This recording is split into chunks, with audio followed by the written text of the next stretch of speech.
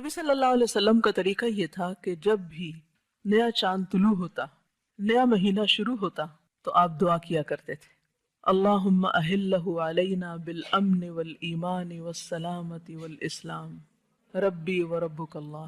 اے اللہ تو اس چاند کو ہم پر امن، ایمان، سلامتی اور اسلام والا بنا دے۔ اور پھر ساتھ ہی فرمایا کہ ربی وربک اللہ، اے چاند میرا اور تیرا رب اللہ ہے۔ اسلام نے کیا بتایا؟ رب ایک ہے، اللہ ایک ہے، معبود ایک ہے، اور باقی سارے اس کے عابد۔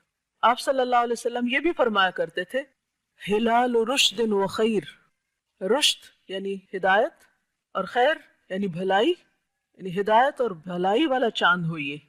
تو ہم بھی اس مہینے کے آغاز پر اپنے لیے یہی دعا مانگتے ہیں، اور نئے سال کے آغاز پر بھی یہی دعا مانگتے ہیں کہ یا رب تو ہمیں اس سال میں امن، ایمان، سلامتی، اسلام، رشد، خیر نصیب فرما۔